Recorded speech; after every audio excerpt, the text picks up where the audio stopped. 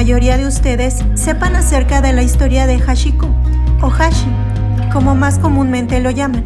Podemos usar este ejemplo de un pequeño cachorro que demostró lealtad, fidelidad y amor. Cada mañana, Hachi solía acompañar a su amo japonés a la estación de trenes de Shibuya, cuando él se iba a trabajar. A su regreso, allí estaba el perro esperando con paciencia y moviendo el rabo. Un día, el hombre murió en la lejana ciudad y no volvió. Aquella noche y todas las siguientes, Hachi acudió a la estación y lo esperó fielmente. Al ver que su amigo no aparecía, regresaba triste a casa.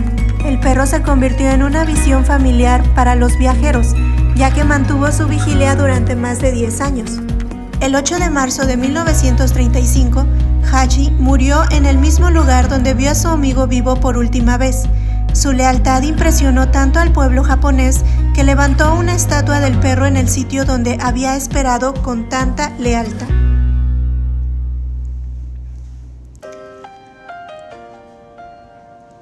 Hola a todas, es un gusto poder compartirles nuevamente otro capítulo del libro llamado Chicas Sabias en un Mundo Salvaje, a través del programa radial Ánimo, producido por la abogada Lady Campos desde Canadá, en la voz de Alma Sarabia. El capítulo de hoy se titula Confiabilidad, tu fidelidad a los compromisos. Las personas anhelan tener amigos leales y merecedores de su confianza. El sabio en Proverbios 26 se lamentaba: son muchos los que proclaman su lealtad, pero ¿quién puede hallar a alguien digno de confianza? La confiabilidad es otro punto de contraste entre la chica sabia y la chica salvaje. La mujer de Proverbios 7 no era leal a sus votos de matrimonio, no era una mujer de palabra. Cuando su marido estaba fuera de la ciudad, lo engañaba, traicionaba su compromiso. En el texto la vemos incitando al joven con el hecho de que no había moros en la costa. Mi esposo no está en casa, pues ha emprendido un largo viaje, se ha llevado consigo la bolsa del dinero y no regresará hasta el día de la luna llena. Proverbios 7, 19 al 20. En contraste con la falta de credibilidad de la chica salvaje, la chica sabia es fiel, leal y confiable. El corazón de su marido está en ella confiado. Proverbios 31:11. Es una mujer de palabra y él sabe que será fiel. Quebrantar la confianza. Al parecer, el trabajo del marido de la mujer de Proverbios 7 era ser negociante y solía realizar largos viajes. Y es cuando la mujer sacaba todo lo que había en su corazón. Le dijo al joven: porque el hombre no está en su casa. Usa el término impersonal el hombre en lugar de mi hombre o mi marido, y su casa en vez de nuestra casa. Es como si se distanciara de su esposo, menospreciándolo y presentando su relación como algo muy frío e impersonal.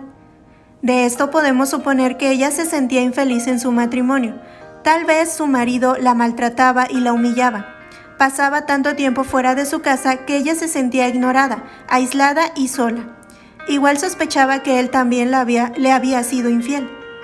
En Proverbios 2:7 nos dice que este tipo de mujer abandona al compañero de su juventud y se olvida del pacto de su Dios. La frase compañero de su juventud indica que la mujer amó una vez a su esposo. Cuando se casaron eran íntimos confidentes, almas gemelas y compañeros fieles.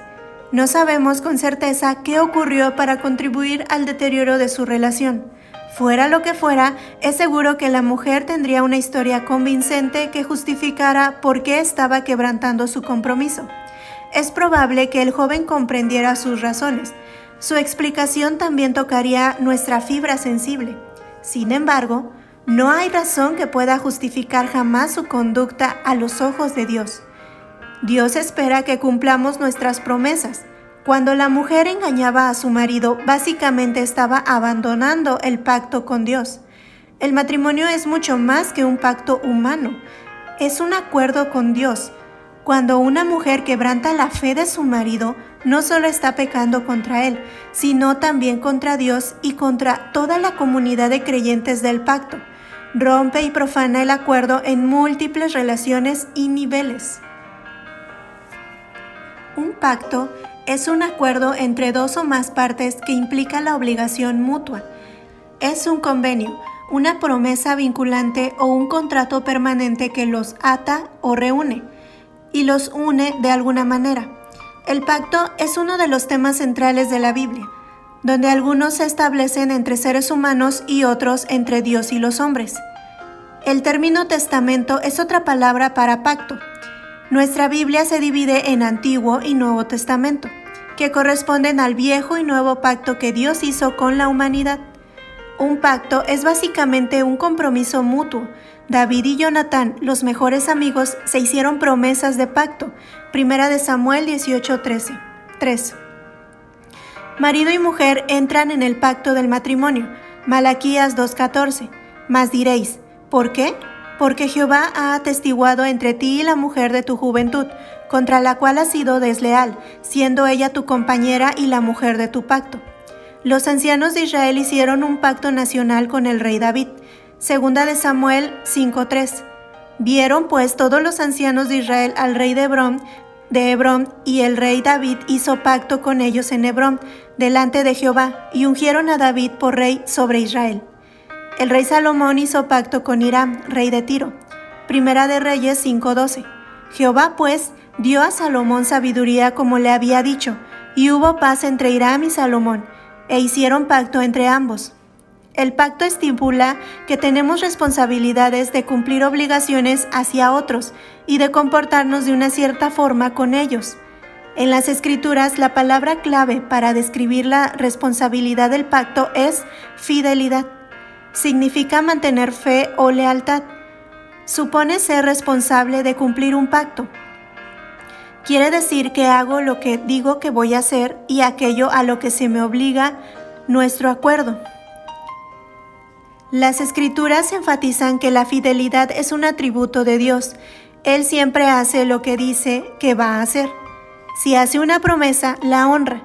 Si establece un compromiso, jamás le da la espalda. Él es quien a la hora de cumplir su responsabilidad, cumple su palabra. Es total y completamente digno de confianza. Cuando hizo un pacto con el pueblo hebreo les dijo, reconoce por tanto que el Señor tu Dios es el Dios verdadero, el Dios fiel, que cumple su pacto generación tras generación y muestra su fiel amor a quienes lo aman y obedecen sus mandamientos. Deuteronomio 7:9. Dios recuerda sus promesas para siempre. Salmo 111:5. Ha dado alimento a los que le temen. Para siempre se acordará de su pacto. Nunca es infiel, jamás.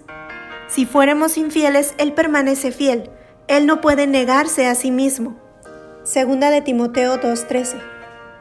Espera que nos mantengamos fieles a Él, a nuestros cónyuges y a las demás personas. Quiere que seamos tan fieles en nuestros compromisos como Él lo es en los suyos.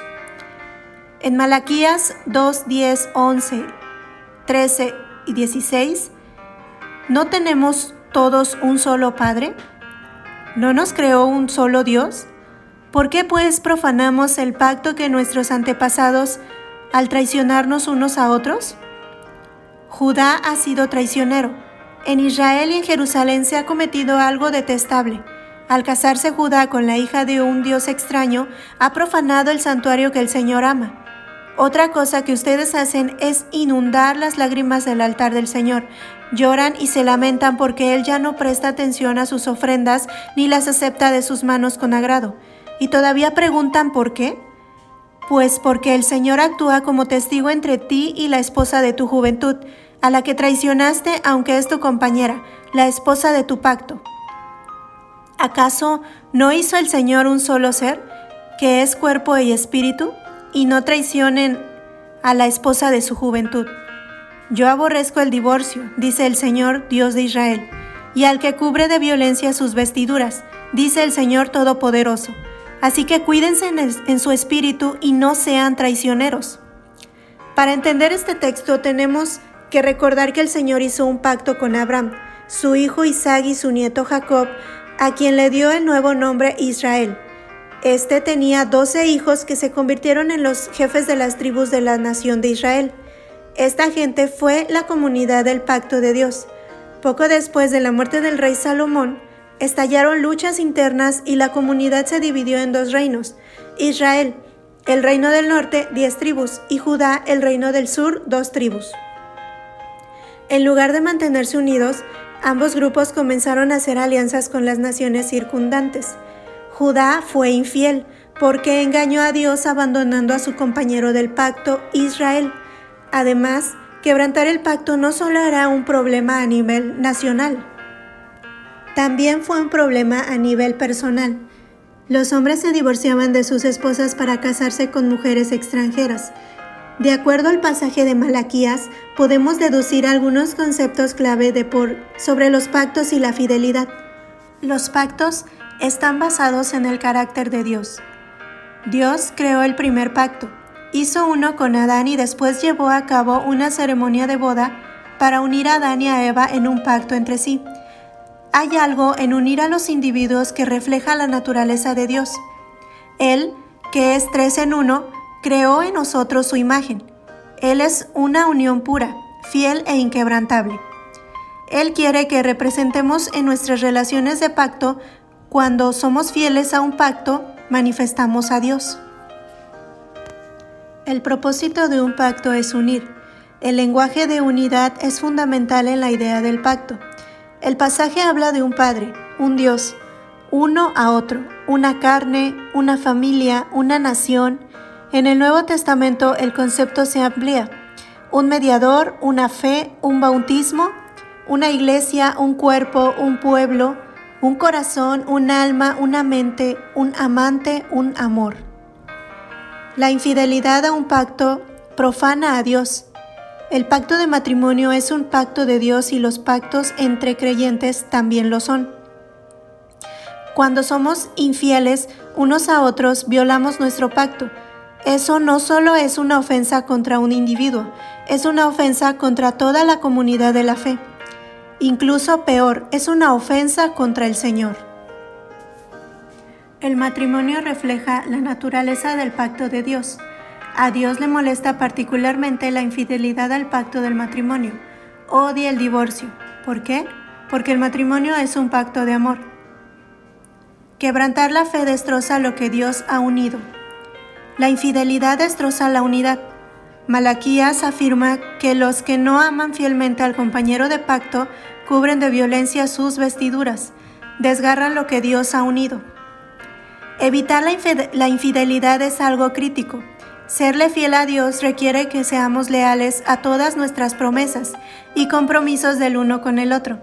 Dios es testigo de todos los pactos. Cuando entramos en un pacto, no solo somos responsables ante el otro individuo, sino también ante Dios.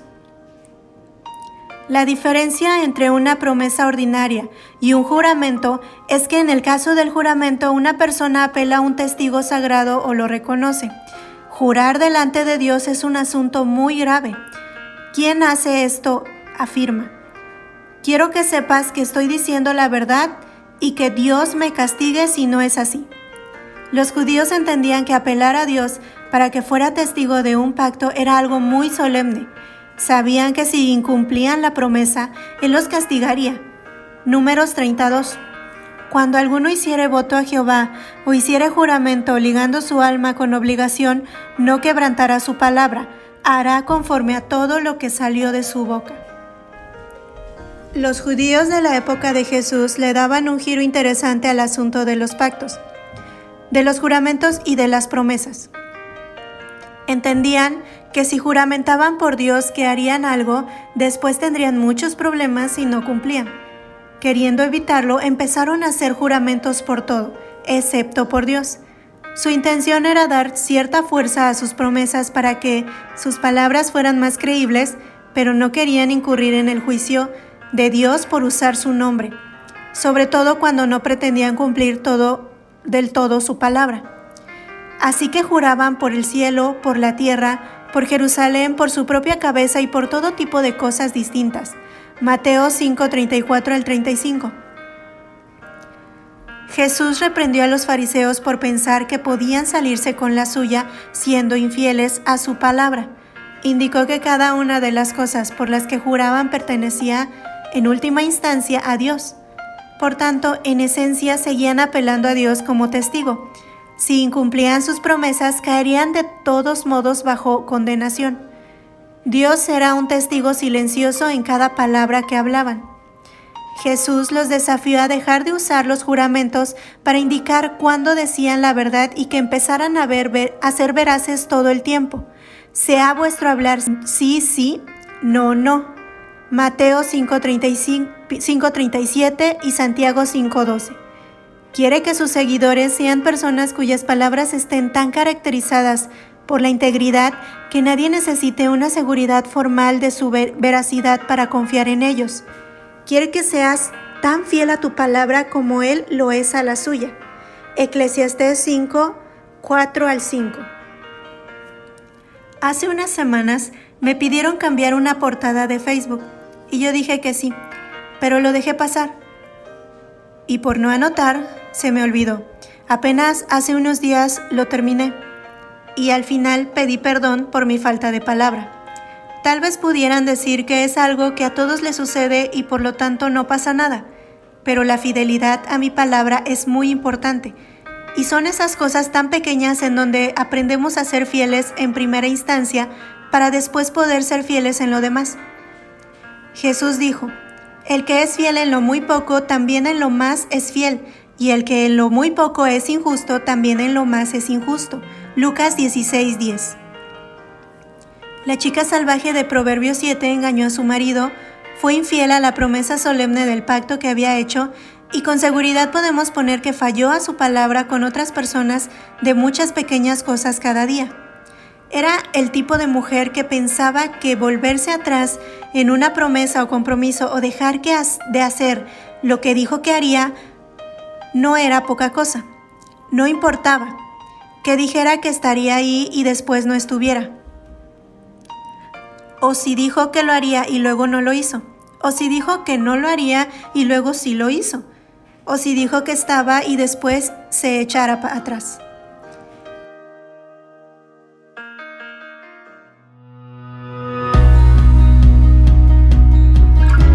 Por último, me gustaría preguntarte, ¿eres fiel en tus compromisos? ¿Te tomas tus pactos y tus compromisos tan en serio como lo hace Dios? En lugar de justificarte cada vez que eres infiel o no cumples lo que dices, debemos estar conscientes de que Dios es testigo de los compromisos que hacemos. Dedica un momento para reflexionar acerca de este tema, para que Dios te muestre en qué momentos de tu vida has faltado a tu palabra y Dios mismo te lleve a un arrepentimiento y un querer ser mejor y más parecida a Cristo cada día. Dios te bendiga.